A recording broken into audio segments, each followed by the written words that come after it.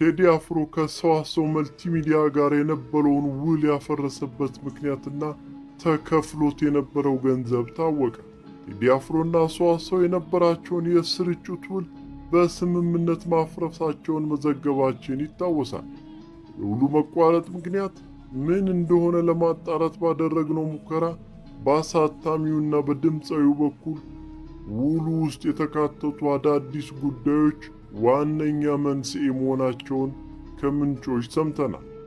4 ዓመት ሊሞላው 2 ወር ቀርቶት የነበረው የቴዲና ሰዋሰው መልቲሚዲያን ውል ለማደስ በተደረጉ ተደጋጋሚ ውይይቶች የቀረቡ አዳዲስ ሐሳቦች ሁለቱን ወገኖች ሳያግባቡ ቀርተዋል ተብሏል። አሳታሚ ድርጅቱ በአዲሱ ውል ላይ ቀደም ያሉ የቴዲ አፍሮ ዘፈኖችን በሰዋሰው መተግበሪያ ላይ እንዲጫኑና ለዚህም በየዓመቱ የሚከፈል ገንዘብ በቅድመ ክፍያ ለመፈጸም ፍላጎቱን እንደገለጸ ሰምተናል።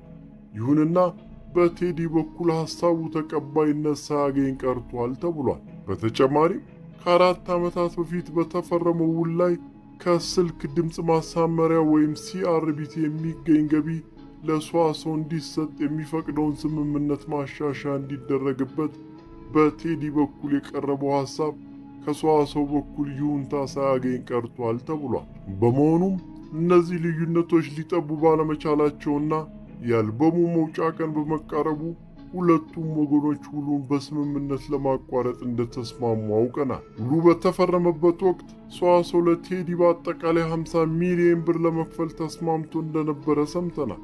በመሆኑም በውሉ መፈረም ወቅት ድምፃዊው ግማሹን ማለትም 25 ሚሊዮን ብር ክፍያ ተፈጽሞለት እንደነበረ ከድምፃዊው የማኔጅመንት አባላት አንዷ የሆኑት ማህሌት ሰለሞን አክለውም ቴዲና ሰዋሰው ከ4 ዓመት በፊት ኢቶሪካ የተሰኘውን የድምፃዊውን አልበም ለማውጣት ስምምነት ላይ ደርሰው ነበር። ነገር ግን በተለያዩ ሁኔታዎች ምክንያት ውሉን ለማደስ መግባባት ላይ ባለመደረሱ በስተመጨረሻም ውሉን በሰላማዊ መንገድ ለማቋረጥ ተስማምተናል ሲሉ ነግረውናል።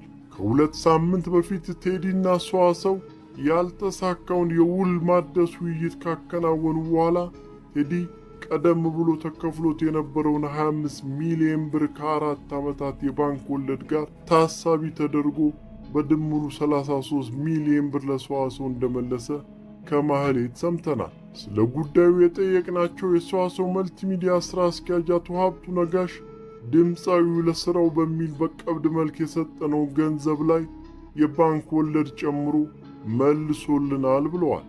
አክለውም በስራ ሂደት በሚያጋጥሙ ሐሳቦች ምክንያት ብቻ ውሉ በስምምነት መፍረሱን አረጋግጠዋል። ቴዲ አፍሮ አዲሱ ኢትዮሪካ አልበሙን ነገ ሐሙስ በራሱ የዩቲዩብ ገጽና በሌሎች ማድመጫ መንገዶች እንደሚለቅ ይጠበቃል። አልበሙ ይወጣል ከተባለበት ቀን ቀደም ብሎ ነገ ሚያዝያ 8 ከቀኑ 8 ሰዓት እንደሚወጣ የተወሰነበት ምክንያት ምን እንደሆነ የጠየቅናቸው ማህሌት ሰለሞን ውሳኔው የራሱ የቴዲ እንደሆነና የወር ቀንና ሰዓቱ ቁጥር ግጥምጥሞሽ ቴዲ በምክንያት ያደረገው መሆኑን ተናግረዋል።